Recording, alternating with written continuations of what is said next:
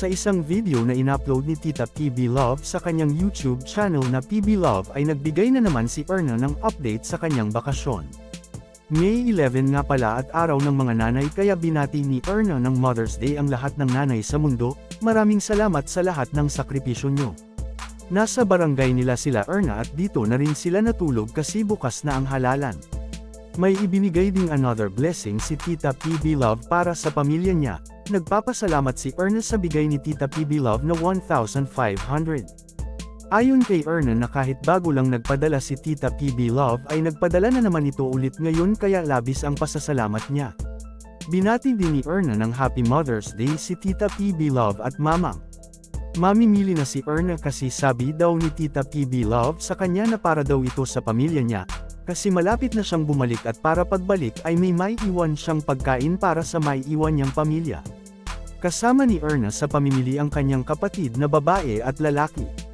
Nasa bahay na nga sila Erna at gabi na silang nakauwi kasi matagal na tapos ang halalan dahil sa dami ng tao. Pinakita naman ni Erna ang mga pinamili niyang groceries sa bigay ni Tita PB Love na pera.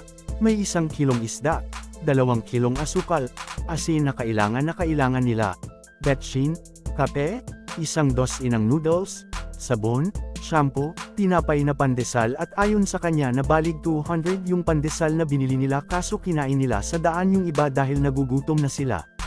Pagkatapos maipakita ang grocery ay pinakita naman ni Erna ang kinakain nilang kamote at balanghoy.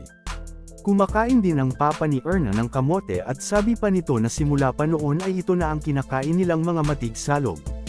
Ito lang yung bumubuhay sa kanila pati sa mga apo niya kaya lubos ang pasasalamat niya na nakakain sila ng bigas sa pamamagitan ng tulong na galing kay Tita PB Love.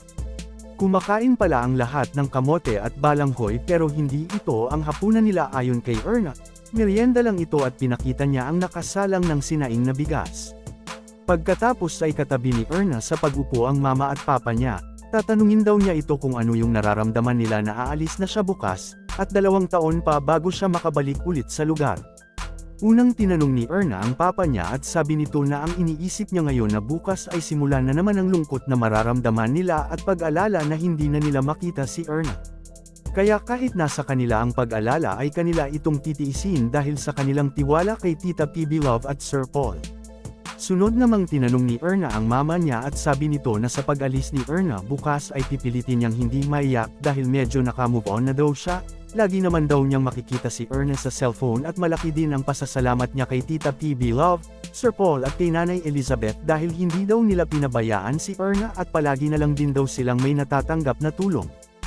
At sa pamamagitan ni Sir Paul ay nakilala si Erna ang mga taong may pusong tumulong sa mga katulad nila. Ang buhay daw ni Erna sa Abra ay ipinagkatiwala na niya kay Tita PB Love at Sir Paul. Nagpapasalamat siya kay Sir Paul sa pagbisita nito ni Erna sa Abra. Kung nagustuhan mo ang video na ito ay feel free sa pag-subscribe at hit the notification bell dahil kung papalarin man nakikita ang channel na ito ay pipili ako ng TV Scholars na mabibigyan.